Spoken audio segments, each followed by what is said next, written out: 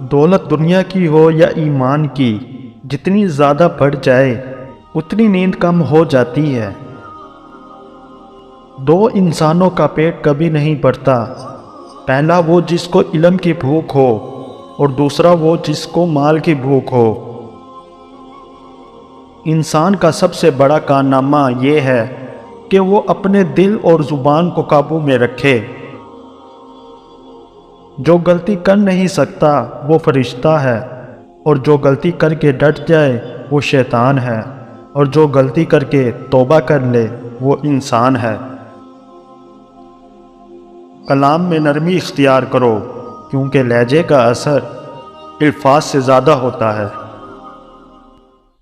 نفس وہ بھوکا کتا ہے جو انسان سے غلط کام کروانے کے لیے اس وقت تک بھونکتا رہتا ہے جب تک وہ غلط کام کروا نہ لے، اور جب انسان کوئی غلط کام کر لیتا ہے تو یہ سو جاتا ہے، لیکن سونے سے پہلے انسان کے ضمیر کو جگا جاتا ہے۔ دنیا نصیب سے ملتی ہے اور آخرت محنت سے، لیکن لوگ محنت دنیا کے لیے کرتے ہیں اور آخرت کو نصیب پر چھوڑ دیتے ہیں۔ سخت کلامی سے ریشم جیسے نرم دل بھی سخت ہو جاتے ہیں۔ اگر رزق عقل اور دانشوری سے ملتا تو جانور اور بیوقوف بھوکے مر جاتے۔ حرام چیزوں اور حرام کمائی سے ہمیشہ بچتے رہو، تمہاری دعائیں قبول ہونا شروع ہو جائیں گی۔ ادب کا دروازہ اتنا چھوٹا اور تنگ ہوتا ہے کہ اس میں داخل ہونے سے پہلے سر کو جھکانا پڑتا ہے۔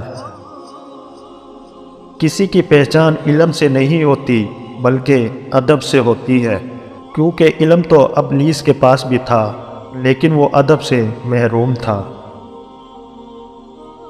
ہر لکھنے والے نے فنا ہو جانا ہے، لیکن لکھی ہوئی چیز ہمیشہ باقی رہے گی۔ تو اپنے ہاتھ سے ایسی چیز لکھ جا جس کو قیامت کے دن تو دیکھ کر خوش ہو جائے۔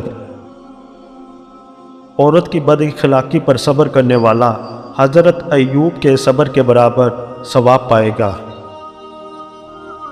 جو شخص وقت سے پہلے عزت و شرف طلب کرے گا زندگی بھر ذلیل رہے گا۔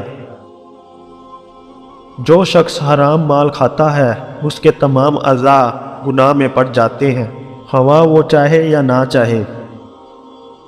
دنیا میں ایمان کے بعد اگر کوئی چیز ڈھونڈنا ہو تو ایک اچھا دوست ڈھونڈنا، کیونکہ اچھا دوست ایسے درخت کی مانند ہے جو سایہ بھی دے گا اور پھل بھی۔